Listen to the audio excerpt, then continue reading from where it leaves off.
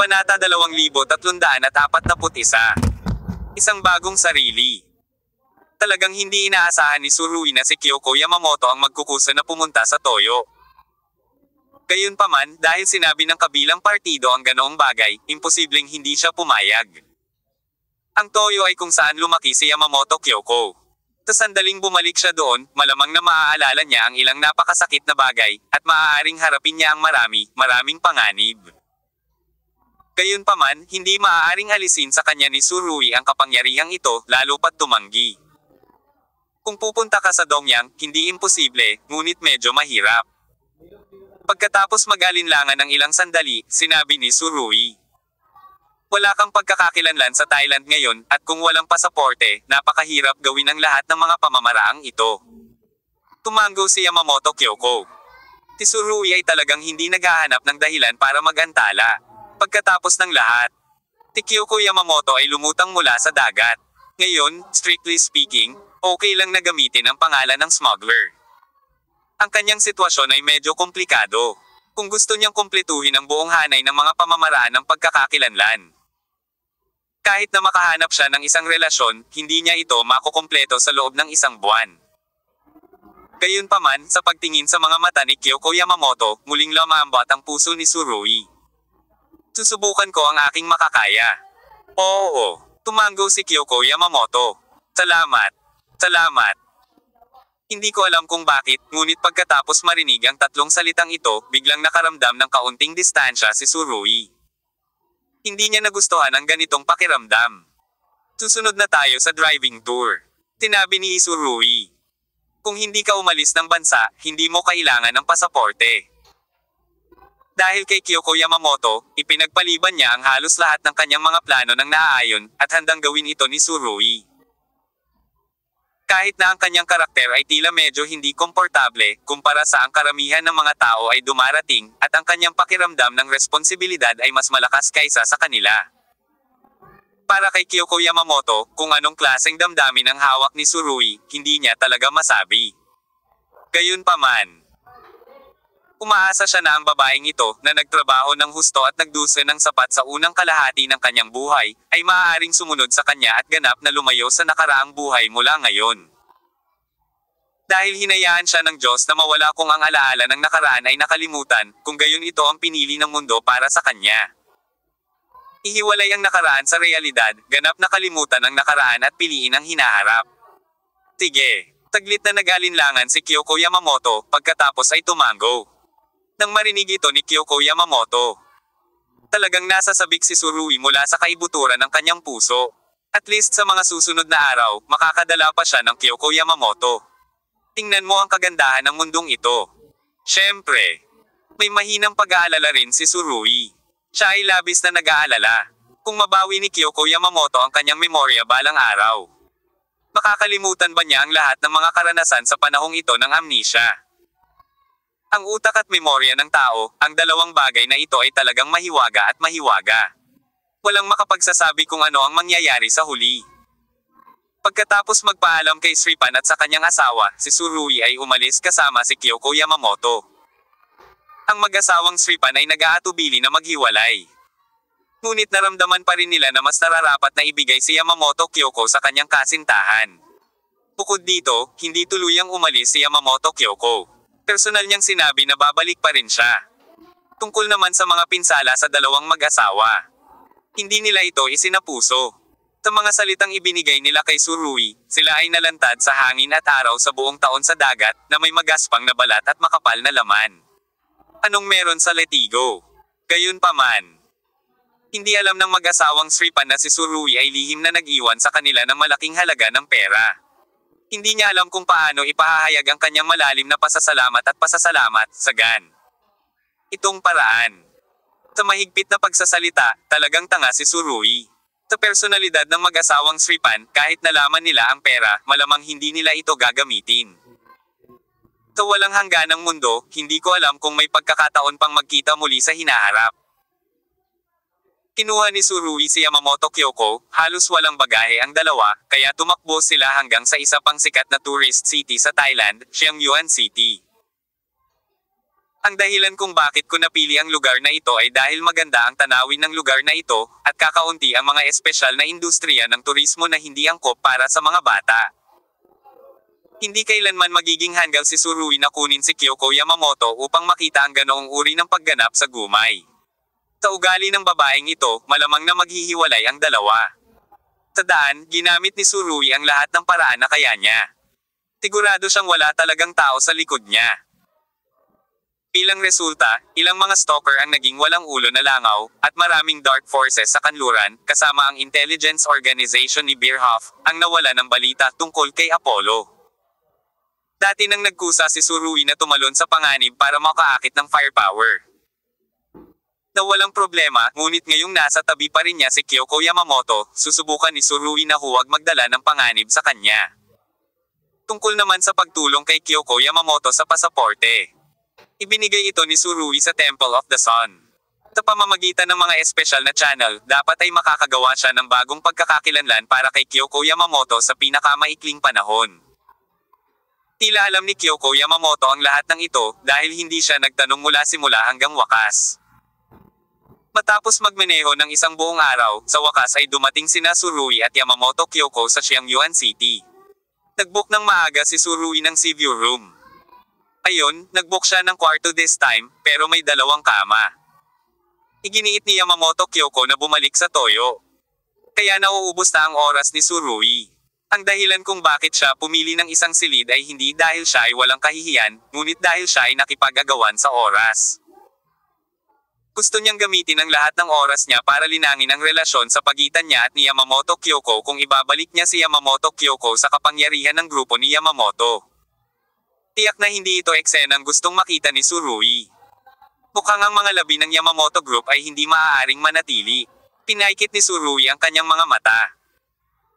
Si Yamamoto Kyoko ay hindi nagtaas ng anumang pagtutol sa pagsasanay ni Tsurui na pumili ng parehong silid nang hindi humihingi ng kanyang sariling opinyon. Siyempre, walang kahihiyang nakahanap ng dahilan si Tsurui para sa kanyang sarili.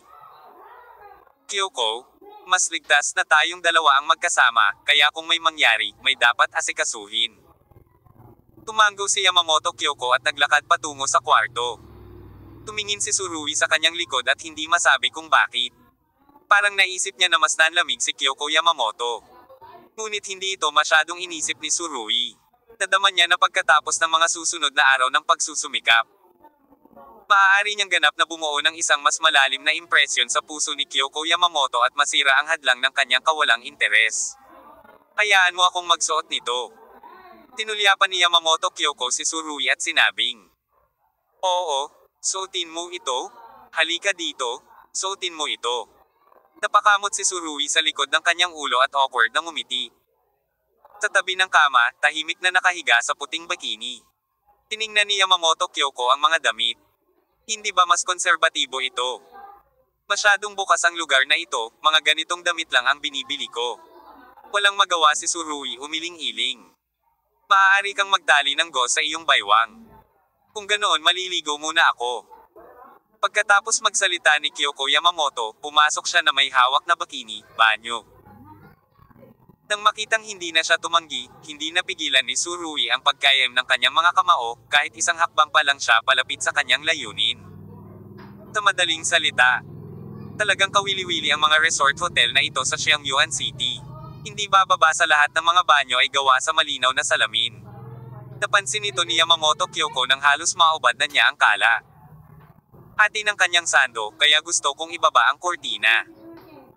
Ngunit hindi siya pamilyar sa mga operasyong ito, at pagkatapos magtrabaho ng mahabang panahon, hindi niya mahanap ang switch ng kortina, kaya sinabi niya kay Tsurui, "Tulungan mo ako."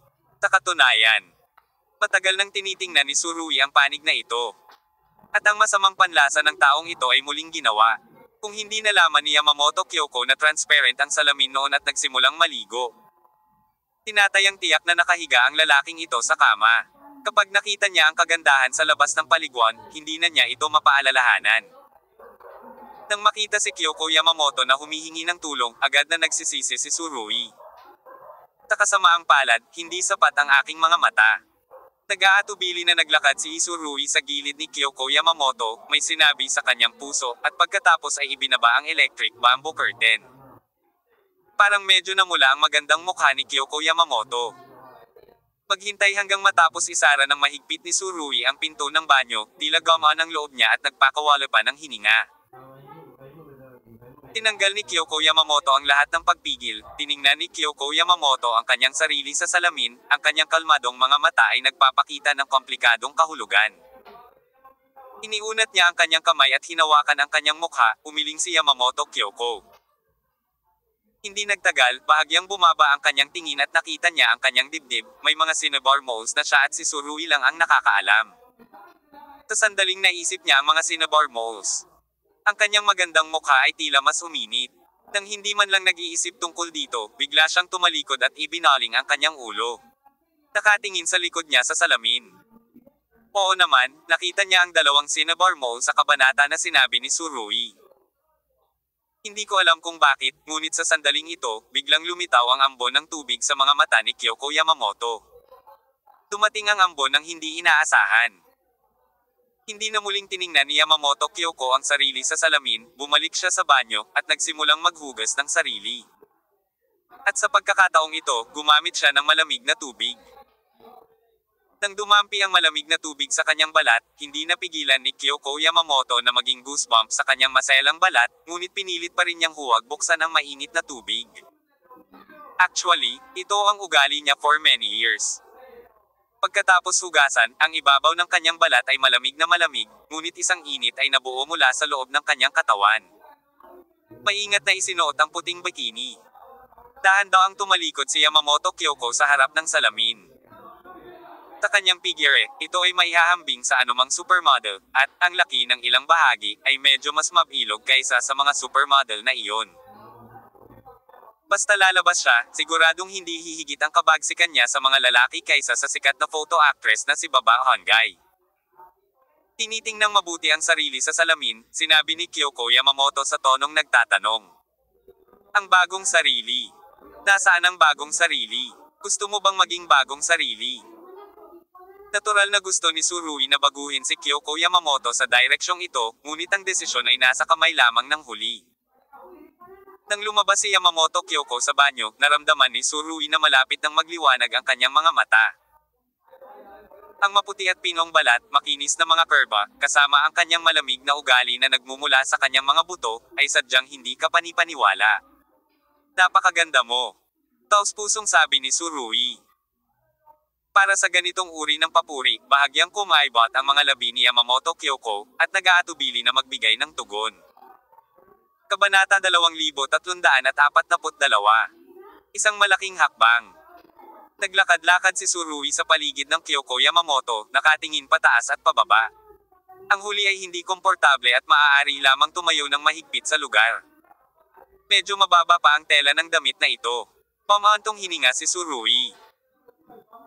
Iniunat ang kanyang kamay, at hinaila ang mga swimming trunks ni Yamamoto Kyoko, na isang pag-aatubili na bigyan ng kabanata ng kabilang partido ng dalawang cinnabar moles, sakop.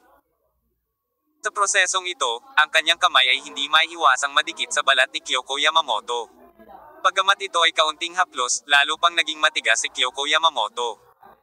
Napagtanto din ni Surui ang kanyang mga aksyon. Gusto talaga ng kanyang mga daliri na manatili sa kurba ng ilang sandali, ngunit pagkatapos pag-isipang mabuti, binawi niya ang ideya.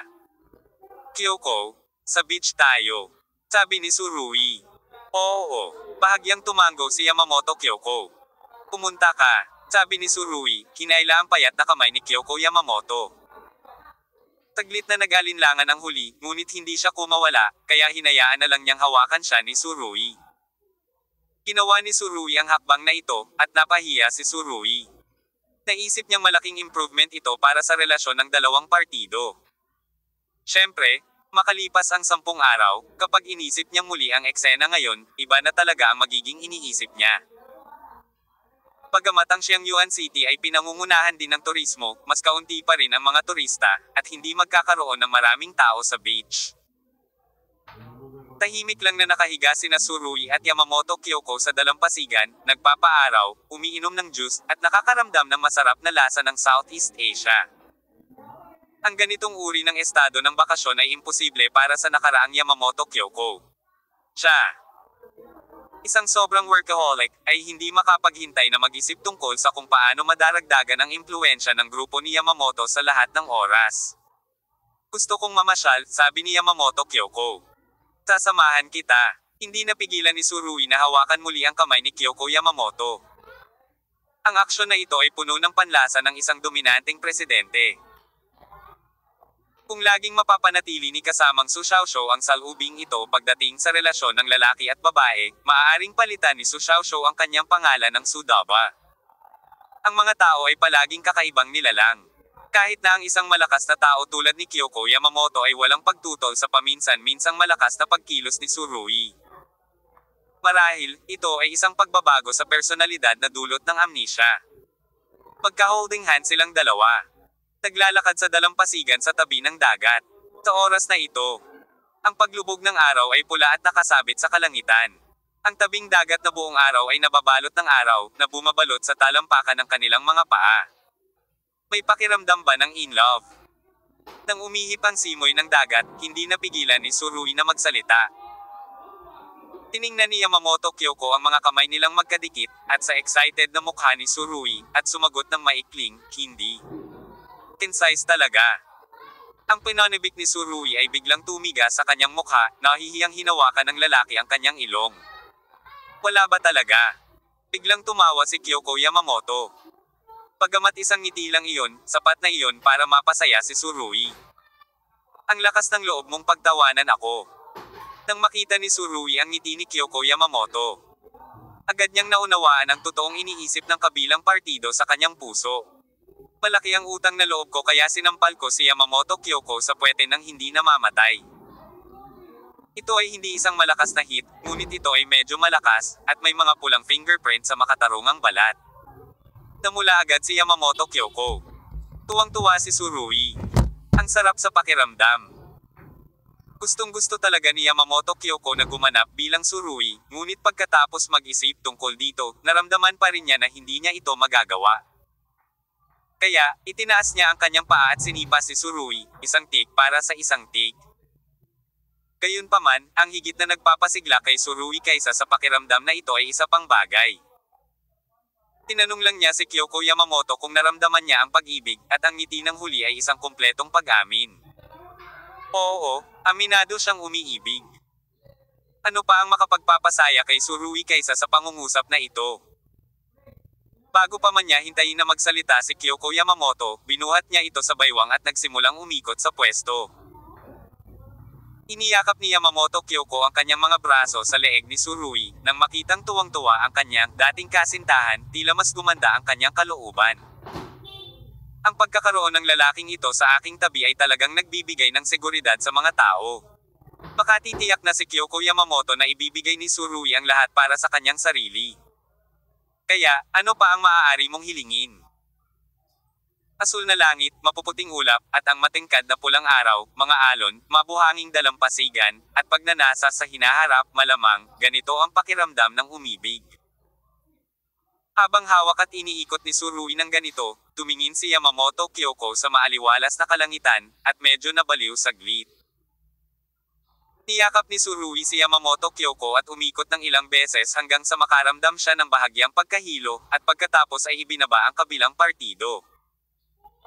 Ni isa sa kanila ay hindi makatayo, si Tsurui ay sumuray-suray ng 2 hakbang, at sa wakas ay bumagsak sa kanyang likuran sa dalampasigan. Siyempre, kinaila din ng lalaking ito si Yamamoto Kyoko pababa. Nakahiga sa katawan ni Tsurui, sa wakas ay nagpakita ng tunay na ngiti si Yamamoto Kyoko. Ang ngiting ito ay nagparamdam kay Tsurui na lasing. Sa sandaling ito, sa pagitan ng langit at lupa, tila silang dalawa lang. Hawak si Kyoko Yamamoto, biglang sinabi ni Tsurui, "Gusto kitang halikan. Gusto kitang halikan." Nang marinig ito, agad na uminit ang magandang mukha ni Kyoko Yamamoto. Hindi siya sumagot, bagkus ay ibinaba niya ang kanyang mga mata. Sumasang-ayon ka ba o hindi sumasang-ayon? Hindi pa rin maintindihan ni Tsurui ang pulso ni Yamamoto Kyoko, kaya kinakabahan siyang nagtanong. Maraming tao, sabi niya. Pwede ba akong maghintay hanggang bumalik ako sa kwarto? Tanong muli ni Surui, puno na ng pananabik ang tono ng pangungusap na ito. Tumango si Yamamoto Kyoko. Looking at her expression, parang nakahalik na siya pagbalik niya sa kwarto. Sige. Mariing pinagpag ni Surui ang kanyang kamao. Ngunit, nag-alinlangan sandali si Yamamoto Kyoko bago sinabing, huwag nang lumayo pa sa ngayon. Huwag ka nang lumayo pa sa ngayon. Tumawa si Surui. Huwag kang mag-alala, naiintindihan ko, mananatili ako sa yugto ng paghalik. Isang halik lang, kung tutusin, isa na itong magandang tagumpay para kay Surui sa Yamamoto Kyoko breakthrough. Pagkatapos ng lahat, ang mga ito ay ang lahat ng mga pag-uugali na ginawa ng bawat isa sa isang gising na estado, at walang alcohol anesthesia. Mabuti naman, magaling. Nakangiting sabi ni Surui. Pumalik ang dalawa sa silid, naligo, at pagkatapos, na parang nagsasagawa ng ilang uri ng ritual, nagsuot ng bathrobe sa isa't isa at lumuhad sa kama ng magkaharap. Akala ng mga hindi nakakaalam ay naghahanda na ang lalaki at babae sa pagsamba bilang mag-asawa. Tinong mag-aakalang paghahanda lang ito bago maghalikan. Dapat bilangin ang sinabi mo. Nakangiting sabi ni Surui. Tumango si Yamamoto Kyoko. Sa mga sandaling ito, medyo bumilis ang tibok ng puso niya. Hinawakan ni Surui ang kamay ng kabilang partido. Huwag kabahan, ang ganitong bagay ay laging natural na dumarating. Nasanay ka na ba? Sagot ni Yamamoto Kyoko. Ang pangungusap na ito ay walang alinlangan na nagpapula sa mukha ni Surui. Ito. Actually, sanay at bihasa na talaga siya sa lugar na ito.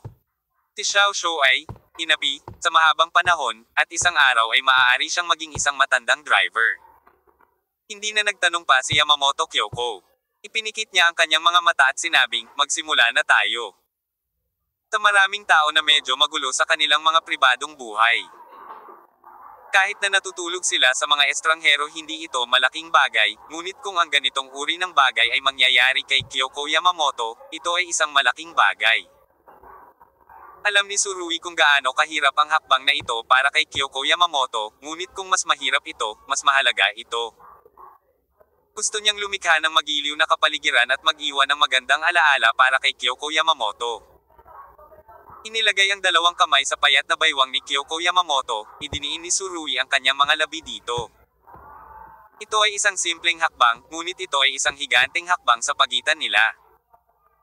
Nangangahulugan ito na si Kyoko Yamamoto ay handang gumawa ng inisyatiba upang tanggapin ang Surui. Naturally, ang proseso ng paghalik ay hindi kailangang ilarawan ng labis, ngunit ang oras ay ang pangunahing punto isang buong kalahating oras. Oo, sa kalahating oras, ito lang ang ginawa nila at naghalikan ng matagal, hindi ba sila pagod? Mukhang hindi naman talaga pagod. Si Kyoko ay isang normal na babae na mayroon ding sariling emosyon at pagnanasa. Kaya lang, ang kanyang napakalakas na kakayahan sa pagpipigil sa sarili sa mga karaniwang araw ay tinatakpan o pinipigilan pa ang mga pagnanasang ito, na bumubuo sa kanyang walang malasakit na panig. Sa oras na ito, sa ilalim ng patnubay ng matandang driver na si Surui, mayroon din siyang kakaibang pakiramdam sa kaibuturan ng kanyang katawan.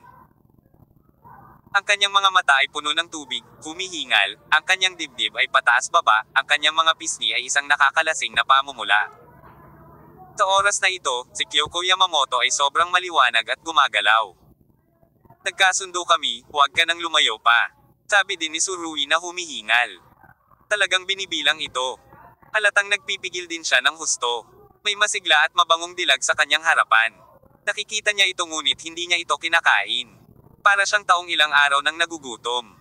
Pero ilang higa. Ilang. Ipinulupot ni Yamamoto Kyoko ang kanyang mga braso sa leeg ni Surui at tumingin sa lalaking malapit sa kamay. Kitang-kita niya ang taos-pusong damdamin sa mga mata nito. Kung mayroon lamang isang tao sa mundong ito na nagmamalasakit sa kanyang sariling kaligtasan, dapat ay si Surui iyon, at wala nang iba. Sa malungkot at walang malasakit na buhay na ito, sa kabutihang palad ay mayroon ako sa iyo. Alam na ni Yamamoto Kyoko kung ano ang gusto niya, kahit na hindi pa alam ni Surui. Tapat na ang pag-iisip ng ganoong tao tungkol sa kanyang sarili. Tingnan mo, ako ba ay isang disenteng gentleman? Walang kahihiyang sinabi ni Surui. Kung sasabihin mong halik, halikan mo lang, at hinding-hindi ka mag-overboard. Huwag lumampas sa dagat. Saan napunta ang bathrobe sa Kyoko Yamamoto? Masyadong outspoken si Tsurui. Sa oras na ito, biglang gumulong si Kyoko Yamamoto at umupo, at pagkatapos ay itinulak niya si Tsurui. Umiga. Ang kanyang mga salita ay tila isang utos. Ano ang gagawin mo? Tanong ni Tsurui. Gayunpaman, ang taong ito ay may mga pagdududa sa kanyang bibig, ngunit ang kanyang katawan ay napakatapat, kaya siya ay nahiga ng masunurin. Huwag kang sumobra, sasama ako. Kabanata 2343. Kay labag sa kalooban ng buhay na ito. Mula gabi hanggang madaling araw. Yamamoto Kyoko desperadong humingi nito. Si Tsurui ay medyo natulala. Naalala niya ang kabaliwan sa Nautilus noong gabing iyon. Si Kyoko Yamamoto sa oras na ito, gaano siya katulad noong panahong iyon. Siyempre, sa proseso ng pagnanasa na ito, si Tsurui ay hindi masyadong nag-isip, at siya ay lubusang nalubog sa hindi maipaliwanag na alon na ito. Puno ng bangis ang personalidad ni Yamamoto Kyoko, at ang bangis na ito ay dinala rin niya sa kama. Kaya sa tuwing may pakiramdam ng kompetisyon si Tsurui. Bilang lalaki, syempre, hindi ako aamin ng pagkatalo. Bilang isang resulta, silang dalawa ay naubos at bumagsak ng magkasama, at mayroon din silang hindi pa nagagawang kasiyahan. Ang haba talaga ng stamina mo. Sabi ni Tsurui habang hawak ang tao sa kanyang mga braso. Para sa kanya, malaking sorpresa ang nangyari ngayon. Noong una, inakala ni Tsurui na magtatagal sila ni Kyoko Yamamoto upang maabot ang antas na sila ngayon, ngunit ito ay isang kabanata lamang sa loob ng isang araw, at ganoon na ang kaso. Paanong hindi masasabik si Tsurui? Siyempre, bukod sa excited, medyo emotional din siya. Napakaganda ng buhay. Sa harap ng papuri ni Tsurui, diretsong sumagot si Yamamoto Kyoko. Gusto ko lang. Gusto ko lang. Anong gusto mo? Sa ibabaw, ang sagot ay tila simple, ngunit kung hangukay ka ng kaunti pa, ang sagot ay tila komplikado. Sa oras na ito, hindi makapag-isip ng malalim si Tsurui. Mukhang medyo nagulat siya sa sinabi ni Yamamoto Kyoko, at nakangiting sinabi, diretso ba ito? Gusto mo, ibibigay ko. Oo. Sa hindi inaasahang pagkakataon, muling tumalikod si Kyoko Yamamoto.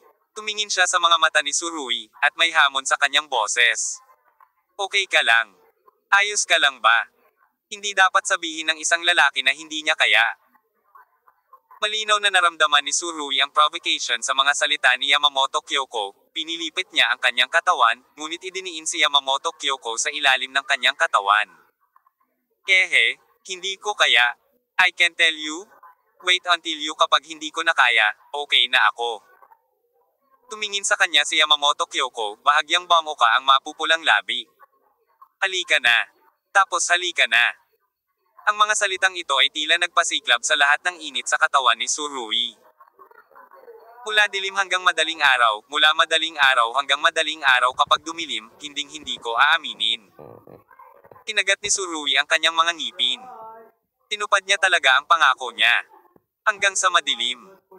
Mukhang hindi naman ako gaanong napagod sa pakikipaglaban sa Kungjo Invincible. Mula alas 6 ng gabi noong nakaraang araw hanggang alas 6 ng gabi ng susunod na kabanata, May 24 na oras, maliban sa pasulpot-sulpot sa labas ng ilang oras na pahinga, nag-aaway pa rin sila. Naramdaman ni Tsurui na malapit na siyang mag-collapse, at si Yamamoto Kyoko ay hindi na matapang at nakatulog. Hindi kaagad nakatulog si Tsurui, iniunat niya ang kanyang kamay at marahang hinaplos ang pisngi ni Yamamoto Kyoko, malambot ang kanyang mga mata. Babalik ka man o hindi, andito ako sa tabi mo. Seryosong sabi ni Tsurui. Pagkatapos niyang magsalita, nakatulog siya sa tabi ni Kyoko na may walang katapusang kasiyahan. Pagod na pagod siya, hindi niya namalayan ang tulog na ito. Gaano katagal ako dapat matulog? Bahagyang lumiwanag ang pilik mata ni Kyoko Yamamoto. Matapos maghintay ng higit sa 10 minuto, iminulat niya ang kanyang mga mata, at ang kanyang mga mata ay napakaliwanag. Sa totoo lang, hindi nakatulog si Kyoko Yamamoto. Ay nalalayan niya ang sarili at tumingin kay Tsurui na natutulog, tulad ng pagtingin ni Tsurui sa kanya noon. Tahimik, hindi umimik si Yamamoto Kyoko, at pinanood si Tsurui sa loob ng 10 minuto. Sa prosesong ito, hindi man lang kumikislap ang kanyang mga mata. Oras na para umalis ako, mahinang sabi niya, sa volume na siya lang ang nakakarinig. Pagkasabi nito ay tumayo na siya at naligo. Sa pagkakataong ito, hindi ibinaba ni Kyoko Yamamoto ang kurtinang kawayan sa banyo. Pagkatapos magbihis, muling tiningnan ni Kyoko Yamamoto si Tsurui, pagkatapos ay tumalikod at umalis.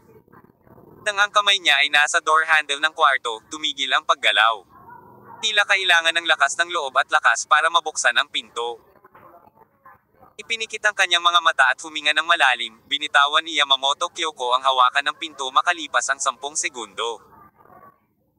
Tumalikod siya, naglakad papunta sa gilid ng kama, nag-iwan ng note sa bedside table, pagkatapos ay yumuko at hinalikan ng marahan si Tsurui sa mukha. Walang bahid, ngunit walang katapusan na mapagmahal. Baka hindi na tayo magkita ulit. Tumaas ang ambon ng tubig mula sa mga mata ni Kyoko Yamamoto. Pagkatapos niyang sabihin ito ng mahina, tumalikod siya at umalis ulit. Sa pagkakataong ito, hinawakan niya ang hawakan ng pinto nang walang anumang paghinto, at mabilis na binuksan ang pinto. Marahan na isinara ang pinto, nagpa siya si Yamamoto Kyoko na umalis.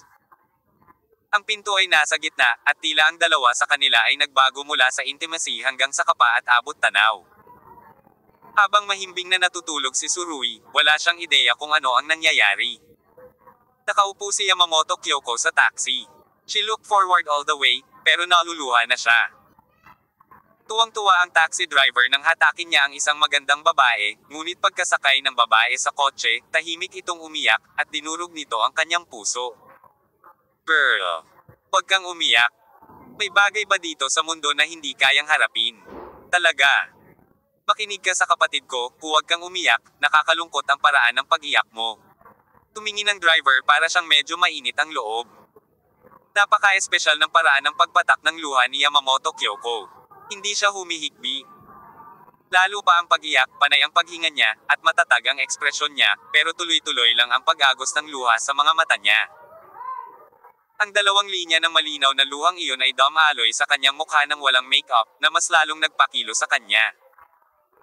Girl, magsabi ka lang, pag nagpatuloy ka sa ganito, iisipin kong may gagawin kang katangahan. Sabi ulit ng driver. Kaka-break lang. Maikling sabi ni Yamamoto Kyoko. Paghiwalay. Sa mata ni Kyoko Yamamoto, ang paghihiwalay nila ni Tsurui ay binigyan ng kahulugan ng paghihiwalay. Sa kasamaang palad, inakala ng lalaking iyon na si Tsurui na siya at si Yamamoto Kyoko ay nakagawa ng mabilis na pag-unlad. Ang dahilan kung bakit galit na galit si Kyoko Yamamoto kay Tsurui ay dahil gusto niyang iwanan ang pinakamagandang alaala para sa kanyang sarili. Ang pinakamagandang alaala ay ang huling alaala din. Oh, break na tayo. Anong klaseng bagay ito? Inalo ng driver si Kyoko Yamamoto. Napakabait mong babae, sino ba ang hindi magugustuhan?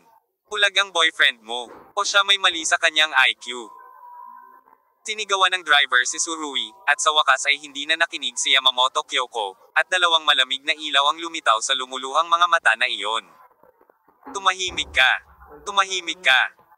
Matapos marinig ang dalawang salitang ito, kinilig ang driver sa hindi malamang dahilan. Tila ang dalawang salitang ito ay nagdala sa kanya ang walang uliran na presyon ay dumating, at ang kapaligiran sa buong kotse ay tila hindi gumagalaw. Sa palihim na pagtingin sa rearview mirror, nakita ng driver na parang walang abnormalidad ang dalaga, pero ang lamig kanina ang pakiramdam ng pagpasok sa katawan ay totoo. Alam ng Diyos kung ano ang nangyayari.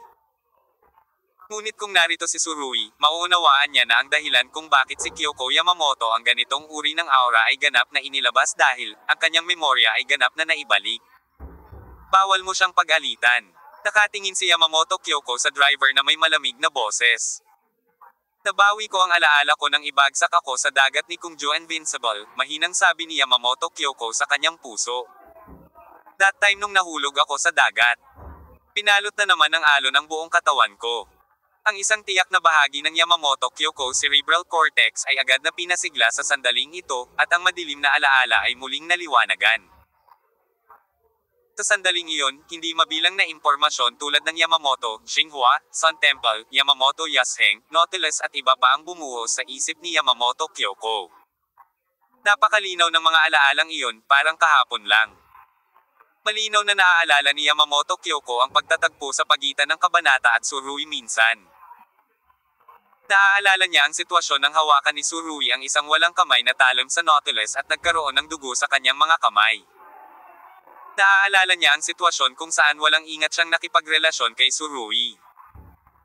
Naaalala rin niya ang sitwasyon kung saan sa wakas ay tumalon siya sa dagat ng walang pagmamahal. Naalala niya ang lahat ng ito. Siyempre, naalala rin ni Kyoko Yamamoto na pagkatapos niyang tumalon sa dagat, tumalon din si Tsurui.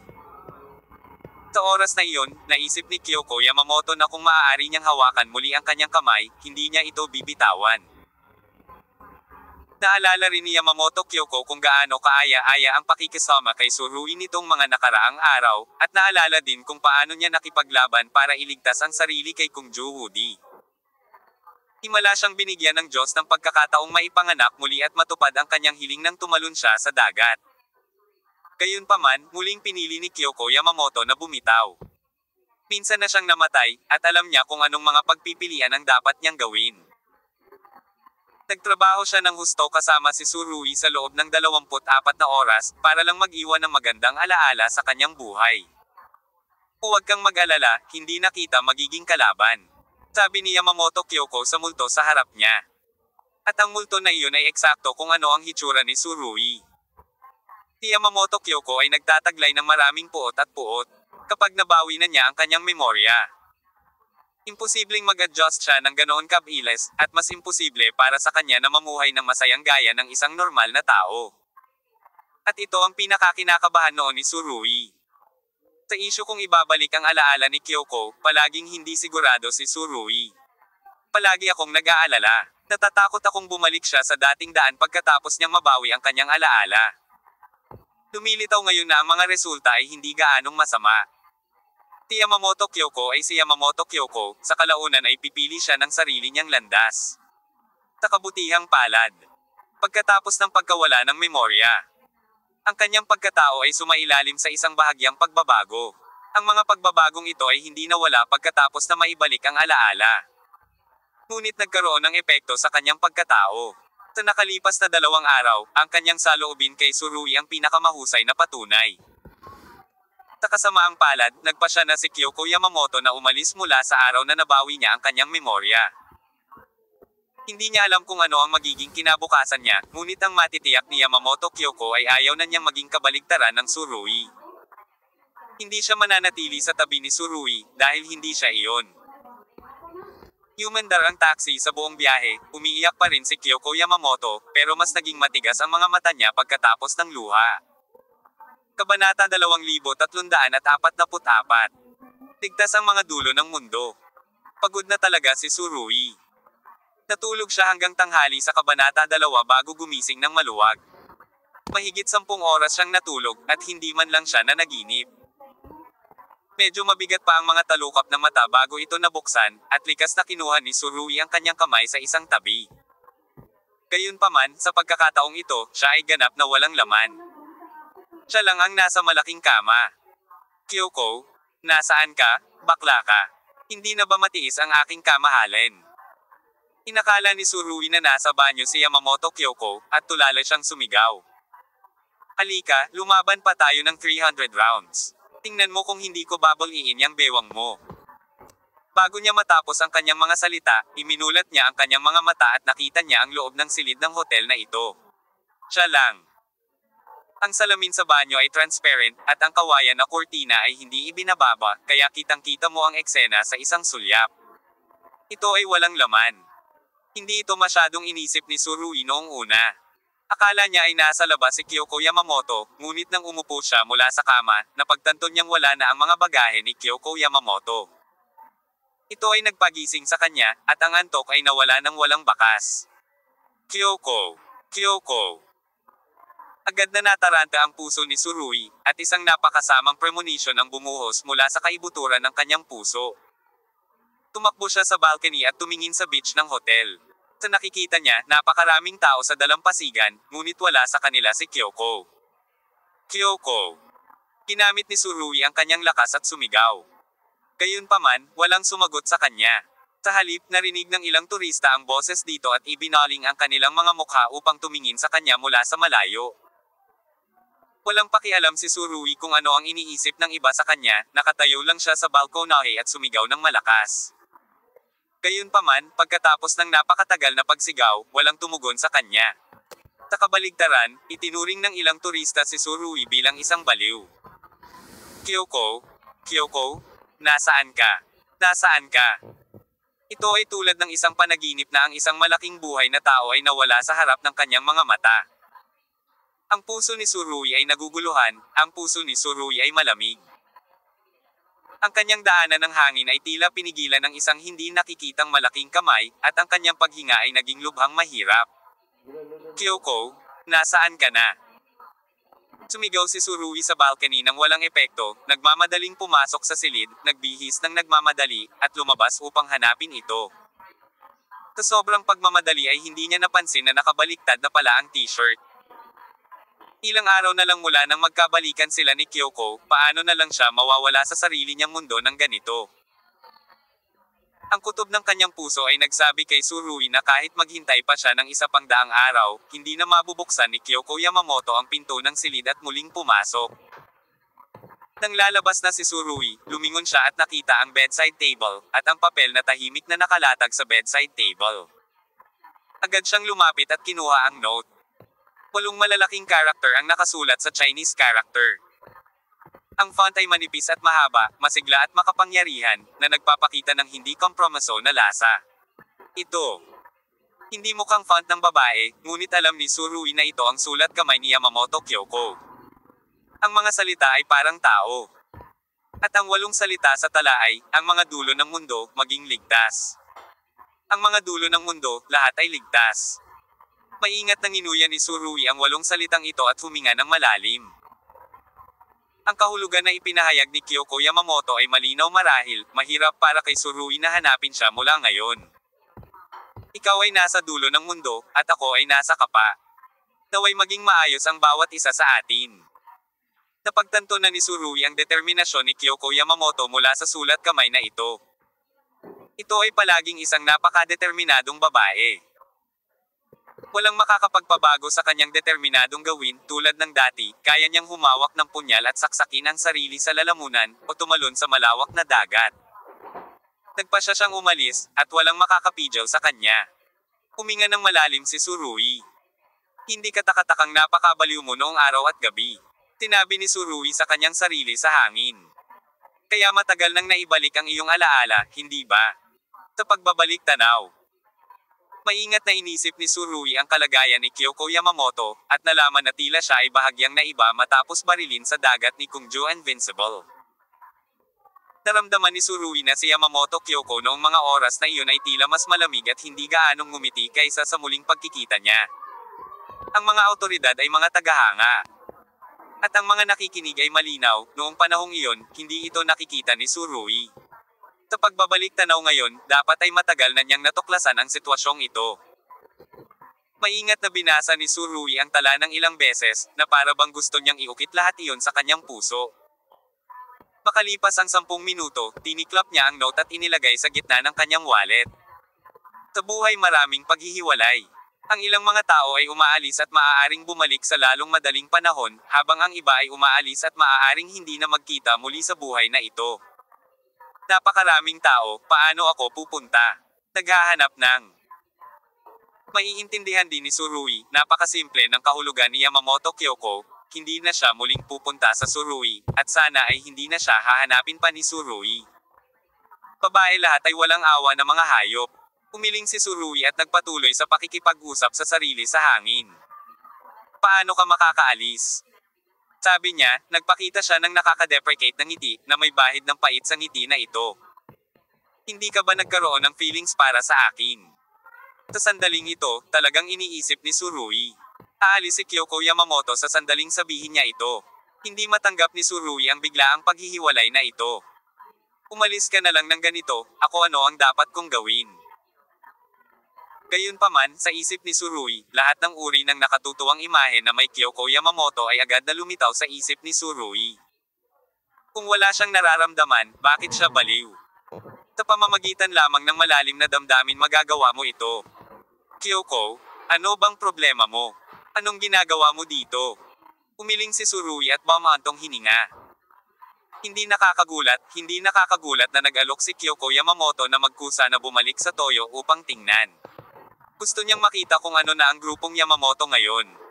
Gayunpaman, siya ay inabandonan ng kanyang mga kapatid sa Xinhua noong araw na iyon, at napilitan siyang piliin na wakasan ang kanyang buhay sa pamamagitan ng pagtalon sa dagat. Bakit siya babalik ngayon? Baka gusto niyang maghayganti kay Yamamoto Yuki at sa iba pa. Hindi sigurado si Tsurui kung gaano maaasahan ang haka-haka na ito. Maingat niyang inalala ang pagganap ni Yamamoto Kyoko nitong mga nakaraang araw, at hindi niya pinalampas ang bawat detalye. Pagkatapos mag-isip tungkol dito, umiling pa rin si Tsurui sa kanyang opinyon.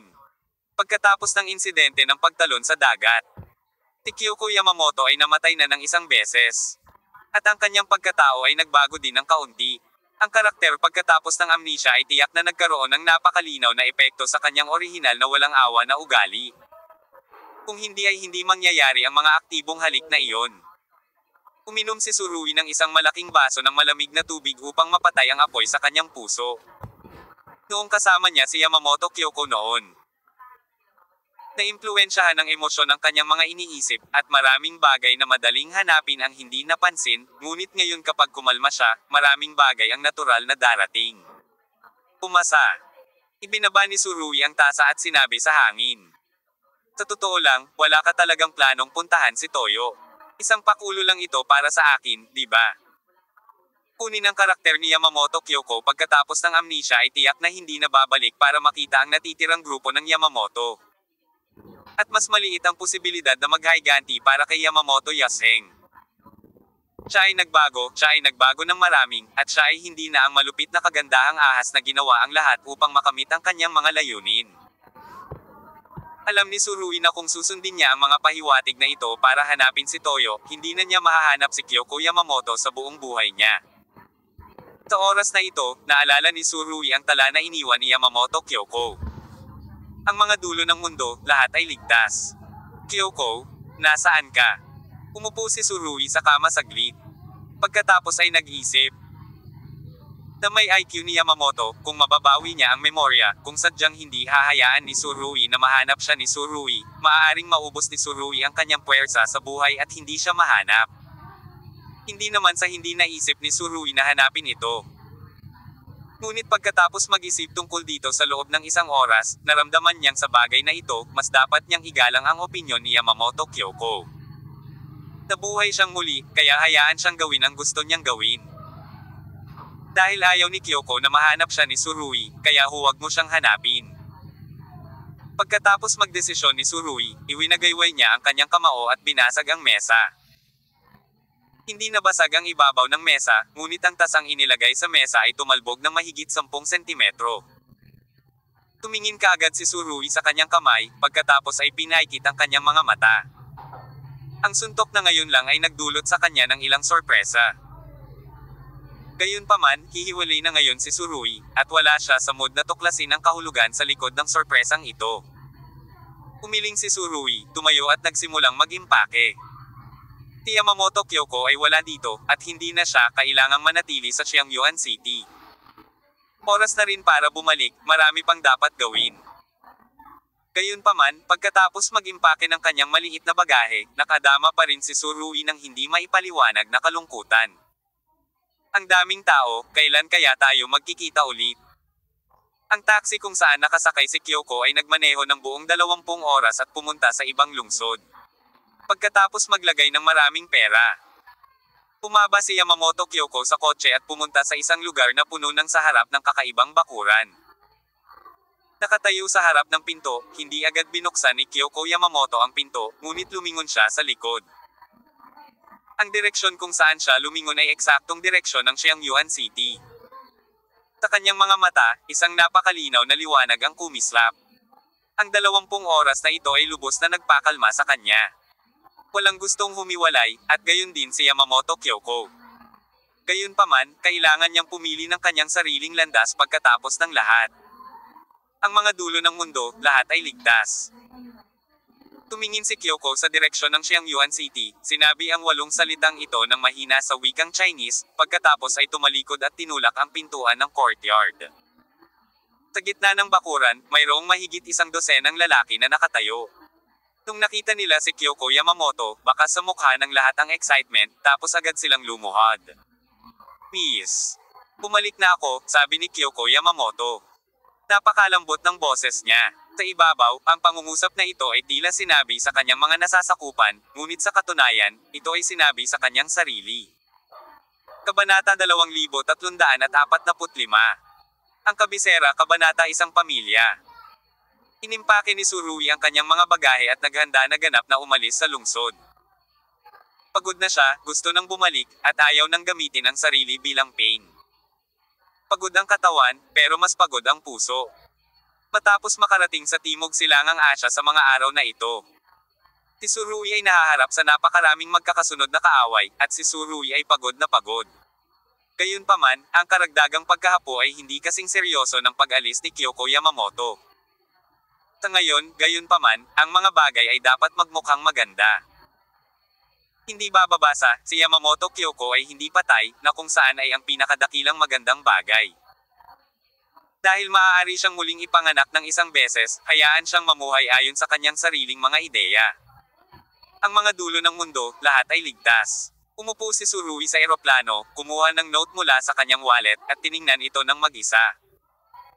Alam niyang habang patuloy ang daan na ito, parami ng parami ang aalis sa buhay. Ito ay hindi maiiwasan. Gayunpaman, ang ganitong uri ng bagay ay hindi maaaring maging isang ugali pa rin. Sa isang kahulugan, ang isang ugali ay isang uri ng kalungkutan. Bagamat ngayon ay mas gamaan ang loob ni Surui kaysa noong umalis si Kyoko, ang kanyang mood ay hindi masyadong maganda, at ang kanyang kalooban ay hindi kailanman naging mataas. Malayo pa ang mararating. Ang kalagayang ito ng pisikal at mental na pagkahapo ay palaging nangyayari. Maingat na inilagay ang tala, ipinikit ni Surui ang kanyang mga mata at nakatulog. Beauty, pwede bang mag-iwan ka ng phone number? Sa oras na ito, sinabi ng isang lalaki sa flight attendant. Sa pagkakataong ito, nasa unang klase si Surui, at sa wakas ay hindi na niya sinasadya ang kanyang sarili. Ipagpaumanhin niyo po, Ginoo. Tumanggi na lang ang flight attendant. At mukhang gusto ng lalaking ito na patuloy na mag-asaran sa isa't isa. Beauty, I really like you. Parang love at first sight. Pwede bang sabay tayong kumain pagkatapos bumaba ng eroplano? Ang flight attendant ay mukhang napakahiyang, at tanging awkward na ngumiti. Sir, I'm really sorry. Ito ay isang medium-sized na pampasaherong eroplano. Nagkataon, ang first class na cabin ay talagang Surui lamang at ito. Lalaking 2 bisita. Ang pag-uusap na ito ay nakagambala sa pagtulog ni Surui. Pinuksan niya ang kanyang mga mata at nalaman na ang lalaking nangaharas sa flight attendant ay nasa 20s lamang. Na may maputi na balat at kalahating kati ng hairspray sa kanyang buhok, na ginagawa itong make-and-tab at make-and-tab na malaking likod. Nakasuot siya ng Patek Philippe na relo sa kanyang palso, na, kung totoo, ay nagkakahalaga ng milyon-milyon. Ang lalaking ito ay nakasuot ng makulay na kamiseta at mukhang tropical sa Southeast Asia. Gayunpaman, ang mga puffy-looking bag sa ilalim ng mga mata ay nagpapahiwatig na ang taong ito ay dapat na gumugol ng maraming oras sa kulay ng alak. Sir, I'm really sorry. Talaga. May mga regulasyon ang kumpanya namin. Hiyang-hiya ang flight attendant. At paulit-ulit siyang humihingi ng tawad, ngunit dahil ang binata sa kanyang harapan ay isang first class na bisita, hindi siya madaling masaktan ng mga matataas na miyembro ng kanilang kumpanya. Kung hindi, kung magreklamo ang taong ito sa kumpanya, kahit na sino ang may kasalanan, ang flight attendant ay mapaparusahan. Sa hindi inaasahang pagkakataon. Lalo pang tumindi ang maputi at malinis na binata na ito dahil sa patuloy na pagpapaubaya ng flight attendant. Hinawakan niya ang Snow White slender na kamay ng flight attendant. At patuloy na hinimas ang likod ng kamay ng isa. Beauty, kung hindi mo iiwan ang iyong number, okay lang. Tanong, gusto mo bang kumain ng sabay pagkatapos ng landing? Ang pangalawang henerasyon na mayaman, ito ay talagang napakahusay, sabi ni Surui. Hindi maliit ang boses niya. Siyempre, may malakas na pakiramdam ng panunuya sa mga salita. Hindi kinukutya ni Surui ang pangalawang henerasyong mayamang grupo, ngunit itinuro ang patas at malinis na binata sa kanyang harapan. Hawak ang kamay ng flight attendant ng ganito, ano ang hitsura nito? Hindi maliit ang boses ni Surui, kaya malinaw na naririnig ng taong ito. Ano ang sinabi mo? Lumingon siya para tingnan si Surui. Kung gusto mong habulin ang stewardess, habulin mo ng seryoso. Kumakain ka pa ng tokwa habang hawak-hawak mo ang kamay ng isang tao, kaya tinuturing kang lalaki. Malamig na sabi ni Surui. Siya ay ipinanganak sa bakal at dugo. At pinakaayaw niya ang taong ito na gumugugol araw-araw sa perang naipon ng kanyang mga magulang. Bukod dito, maaari kang gumastos hanggat ginagastos mo, huwag maghanap ng kakulangan sa ginhawa ng ibang tao. Gayunpaman, ang ilang mga tao ay nag-iisip na sila ay bata at gwapo, at walang babaeng hindi nila kayang hawakan. It's none of your business. May pera ako, kaya gusto kong ikaw na ang bahala. Nagsimula na talagang magmura ang binatang ito. Nakita na ito ni Surui. Paano ang hangover? Totoo, habang nagsasalita siya, magluluwa ang binata ng halatang amoy ng alak. Tinatayang nakainom siya hanggang madaling araw at diretsyong sumakay sa eroplano. Nahulaan ni Surui na hindi dapat mataas ang kalidad ng produktong ito, at direktang idinagdag ang epekto ng alak sa masasamang salita ni Surui. Gayunpaman, karakter ng alak, at kung titignan ang pagganap ng binatilyong ito sa panahong ito, tinatayang hindi man ito masyadong umiinom ay hindi ito mabuting tao. Ang flight attendant ay sumulyap kay Surui ng may pasasalamat, ngunit hindi niya alam kung ano ang gagawin sa kanyang sarili. Bastos, kilala mo ba talaga kung sino ako? Ang lakas ng loob mong kausapin ako ng ganito, parang naiinip na talaga ako. Sinabi ng binata na ang pinakamayabang na salita. Tinatayang medyo mahirap pa rin ang background ng taong ito, kung hindi, ang ganitong paraan ng paggawa ng mga bagay, na inilagay sa isang serye sa TV, ay hindi makakaligtas sa dalawang yugto. Kaya, sinabi ni Surui ng may damdamin. Talagang hindi madali para sa iyo na mamuhay ng maayos. Sa katunayan, kung nakilala ng lalaking ito si Su nang mas maaga si Rui, natatakot ako na matagal na siyang pinatay at napilayan. Gawin natin. Tumingin si Surui sa kanyang relo. Kung hindi ka magsasalita mula ngayon hanggang sa makababa ka sa eroplano, hahayaan kitang makalabas ng airport ng maayos ngayon. Hoy, matagal na akong buhay. Ito ang unang pagkakataon na nakita ng chapter na may kumausap sa akin ng ganito. Hahaha. This young man seems to have encountered something very interesting. The same thing, he laughed. Hindi ka naniniwala sa sinabi ko. Pinaikit ni Surui ang kanyang mga mata at tumugon ng may panunuya. Dumating ang kabilang partido para makipag-sex, at ganoon din ang ginawa ni Surui. Dahil sa biglaang pag-alis ni Kyoko Yamamoto. Hindi maganda ang mood ni Surui noong una. Sa oras na ito, kailangan niya ng isang labasan upang maibulalas. At ang pangalawang henerasyong mayamang lalaking ito, na hindi masyadong mataas ang kalidad, ay napakabulag, tamaan ng nguso ng baril ang swerte ng lalaking ito, dapat siyang bumili ng tiket sa lottery pagkababa ng eroplano. Hahaha, ang binata ay tumatawa pa rin. Para sabihin sa iyo ang totoo, kung ano ang sinabi mo sa akin, sasabihin ko sa iyo ang kabaligtaran. Sabi pagkaraan ng ilang sandali, huminto siya, at pagkatapos ay pinalaki ang kanyang tono. Kung maaari kang makalabas ng paliparan ng maayos, kung gayon ako ay isang walang kwentang pile.